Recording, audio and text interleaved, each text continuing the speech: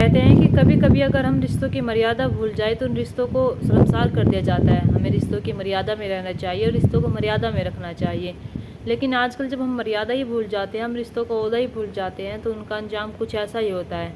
आज की घटना में भी कुछ ऐसा ही मिलता जुलता है। आखिरकार आज की घटना में क्या होता है और क्या नहीं होता है, ये जानते हैं हम इस कहानी के माध्यम से। चले तो बिना देरी के इस कहानी को शुरू करते हैं। नमस्कार, आदाब, सत श्री अकाल, हर हर महादेव। मेरा नाम रूपा है और आज की घटना तेलंगाना प्रदेश का एक शहर लगता है हैदराबाद, और यहीं का एक इलाका लगता है शमशाबाद, और इस इलाके के अंतर्गत एक गांव आता है नरकुंडा।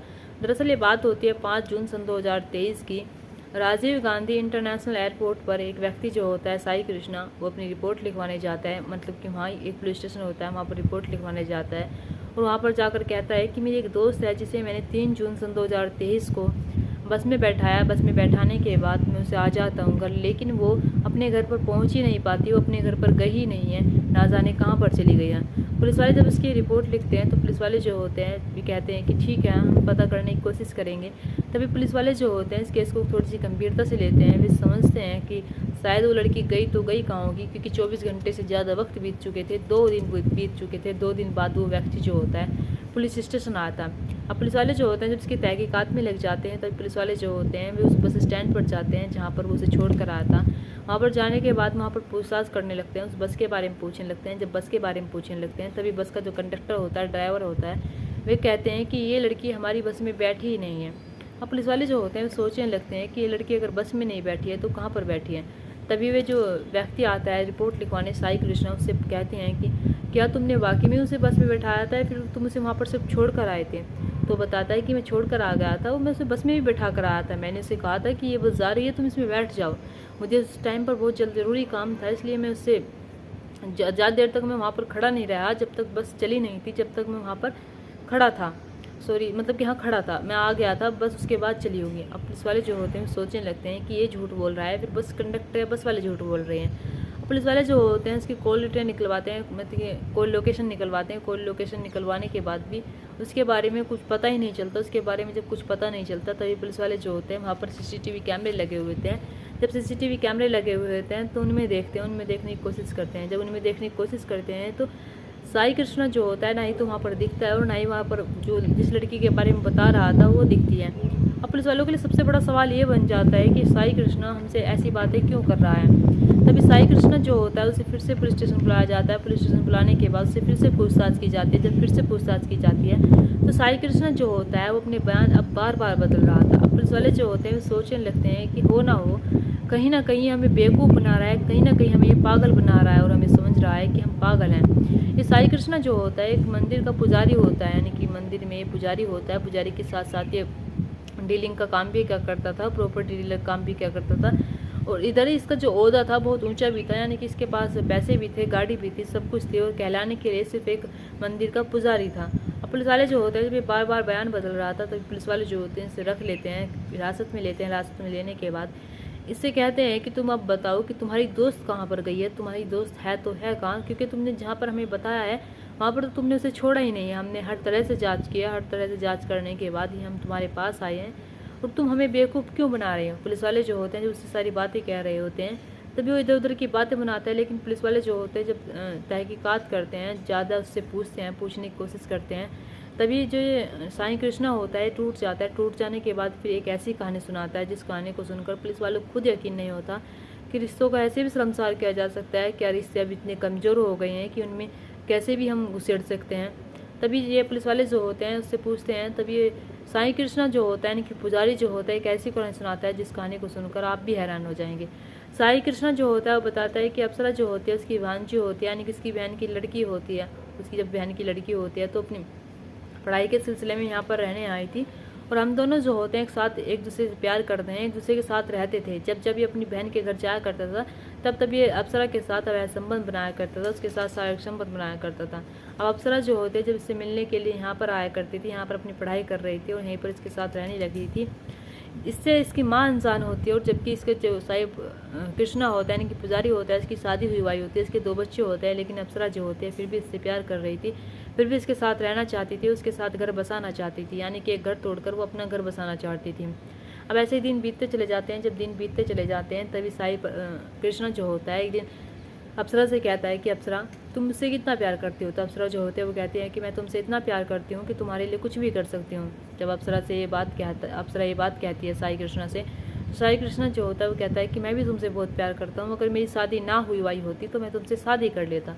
जब अप्सरा से वो बात कहता है तो अप्सरा जो होती है वो कहती है कि तुम अब भी मुझसे शादी कर सकते हो। तो साई कृष्ण जो होता है वो कहता है कि नहीं, मैं अब तुमसे शादी नहीं कर सकता हूँ, मेरी बदनामी हो जाएगी, मेरा ओहदा जो है वो नीचे गिर जाएगा। और तुम्हें पता है मेरी एक बीवी है, मेरे 2 बच्चे हैं और तुम सब पहले से जानती हो, ये मैंने तुम्हें अभी नहीं बताया।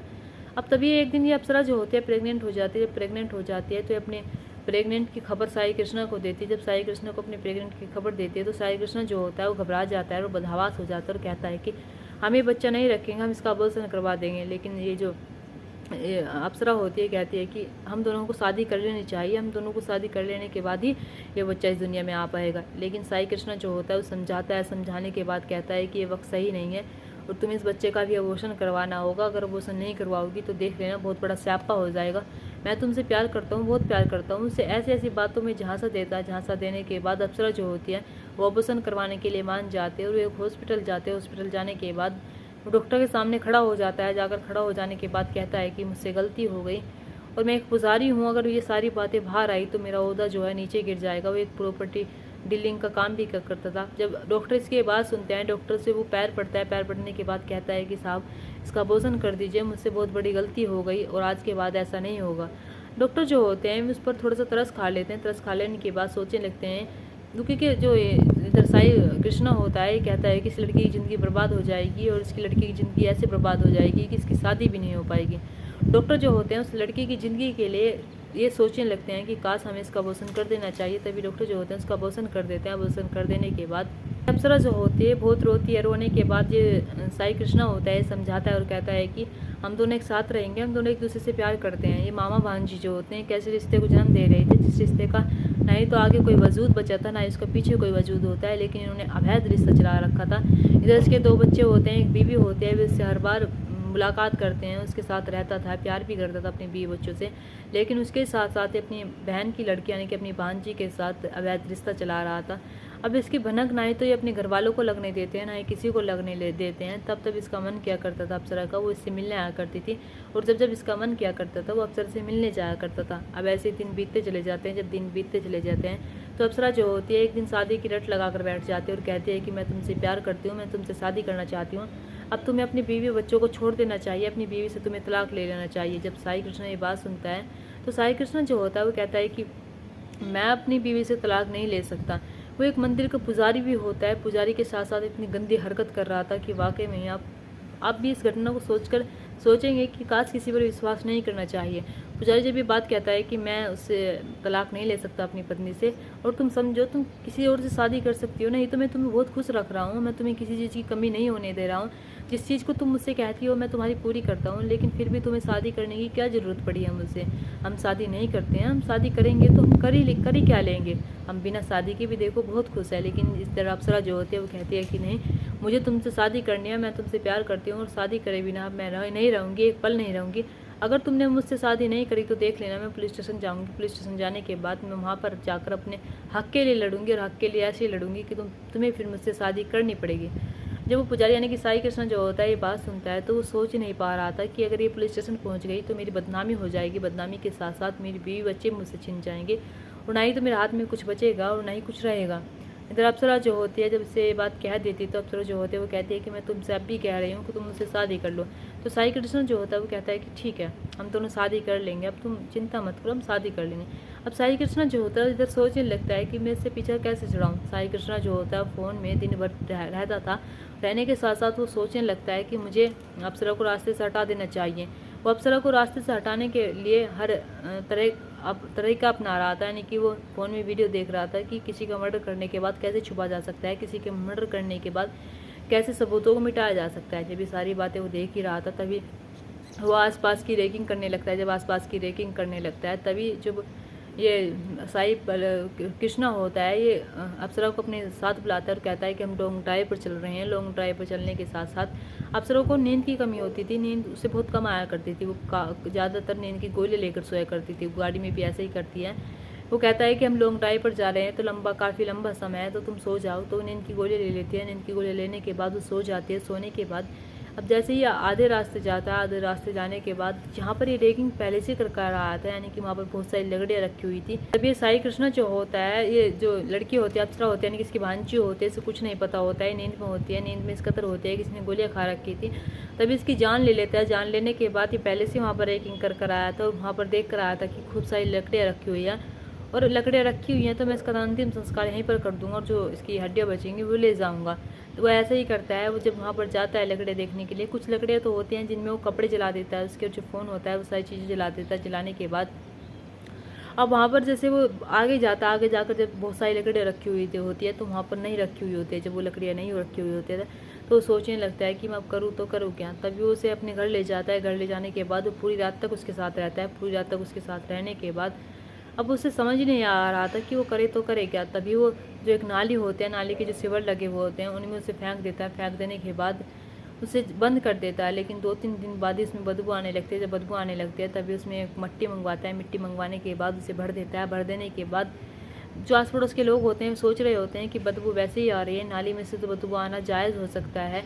तभी सोचते हैं कि पुजारी कितना अच्छा काम कर रहा है, वो मिट्टी डलवा रहा है, और मिट्टी डलवाने से जब उसकी बदबू नहीं रुकती है, तो वो सीमेंट और उसका घोल लेता है। घोल से उसके ऊपर वो करवा देता है, चिनाई करवा देता है। पुलिस वाले जब इसकी बात सुनते हैं, तो पुलिस वालों को यकीन नहीं हो रहा था कि आखिरकार एक इंसान ऐसा कर कैसे सकता है। पुलिस वाले जो होते हैं, उसकी जो डेड बॉडी होती है उसे बरामद करते हैं। बरामद कर लेने के बाद जब ये बात उसकी बहन को पता चलती है, यानी कि साई कृष्णा की, कि इसकी बेटी के साथ उसके ही भाई ने इतना सब कर दिया है। उसकी माँ जो होती है वो पहले से रिपोर्ट लिखवा चुकी थी, अपनी बेटी के बारे में जानना चाहती थी, लेकिन उसे नहीं पता था कि उसका भाई हैवान बन गया। उसके भाई ने उसकी बेटी की जान ले ली। एक मामा ने अपनी भांजी के साथ अवैध संबंध चलाकर उसकी जान ले लेता है। उसकी पहले से 2 शादियाँ हुई वाई होती है। अगर वो चाहता तो उससे समझा सकता था, बुझा सकता था, और कह सकता था कि नहीं, ये सब कुछ सही नहीं है, ये सब कुछ गलत है।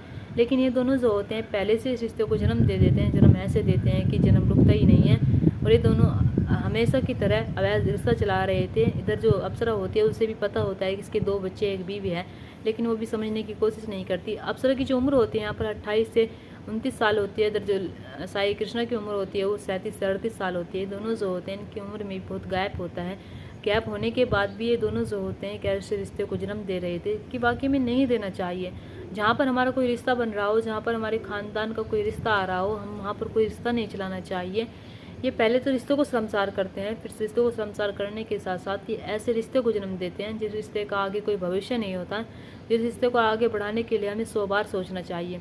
दोस्तों, इस घटना को सुनाने का मकसद मेरा आपका दिल दुखाना नहीं था, आपको परेशान करना नहीं था, आपको घटना के बारे में बताना था, आपको सचेत करना था। आप अपने परिवार के साथ खुश रहिए। नमस्कार।